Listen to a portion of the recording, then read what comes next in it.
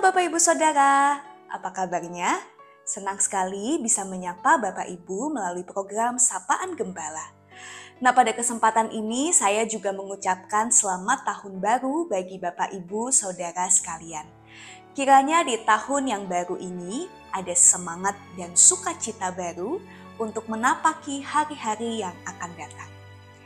Nah, sebelum kita bersama membaca dan merenungkan firman Tuhan, mari bersama kita berdoa.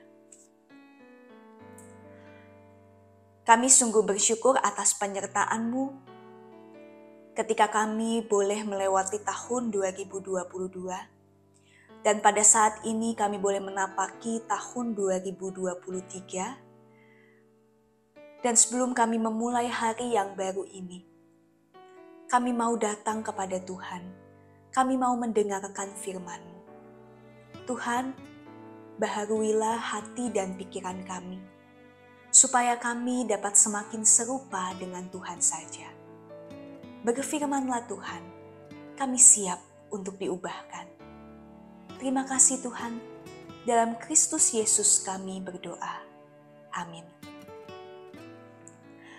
Bapak Ibu Saudara, bacaan perenungan kita pada hari ini diambil dari Ibrani pasal 11 ayat 8 sampai 22. Bapak Ibu Saudara bisa membaca ayat ini di rumah masing-masing. Tetapi izinkanlah saya untuk membaca Ibrani pasal 11 ayat 17 sampai 18. Demikian. Karena iman, maka Abraham tatkala ia dicobai mempersembahkan Ishak. Ia yang telah menerima janji itu rela mempersembahkan anaknya yang tunggal, walaupun kepadanya telah dikatakan, keturunan yang berasal dari Ishaklah yang akan disebut keturunanmu. Bapak Ibu Saudara, tidak mudah memang untuk hidup di dalam ketaatan. Ada banyak tantangan dan hambatan ketika kita menjalani sebuah perintah. Ketaatan memang tidak datang begitu saja. Perlu ketekunan, kedisiplinan, dan juga keteguhan hati. Tetapi dengan kekuatan yang didasari oleh iman, maka kita tentu dimampukan untuk hidup di dalam ketaatan. Nah, di dalam hal taat dan beriman, kita patut belajar dari sosok yang kita kenal sebagai bapak orang beriman, yaitu Abraham. Nah, kenapa sih Abraham disebut sebagai bapak orang beriman? Ya, karena ketaatannya yang total pada kehendak Allah. Sekalipun perintah atau kehendak Allah terasa berat dan mustahil kalau dilihat dari sudut pandang manusia. Bayangkan saja saudara, Allah memerintahkan Abraham untuk meninggalkan segala kemapanannya di Ur Kasdim untuk pergi ke negeri yang tidak diketahui tempat tujuannya. Bahkan ketika Allah meminta Abraham untuk mengorbankan Ishak, anak yang sudah dinantikannya selama sekian puluh tahun, Abraham pun juga melakukannya. Saudara, mengapa Abraham berlaku demikian? Apakah Abraham tidak mengasihi anaknya sendiri? Tentu tidak demikian. Tetapi itu semua karena Abraham punya iman yang kokoh.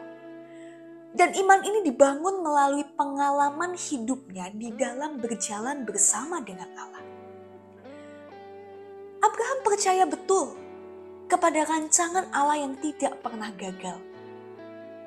Sehingga di dalam keadaan yang tidak sesuai dengan keinginannya, dia tetap menaati perintah Allah. Dan kita tahu apa yang terjadi selanjutnya. Abraham sungguh melihat kemahakuasaan dan kebaikan Allah. Dia menerima janji Allah bahwa keturunannya menjadi bangsa yang besar.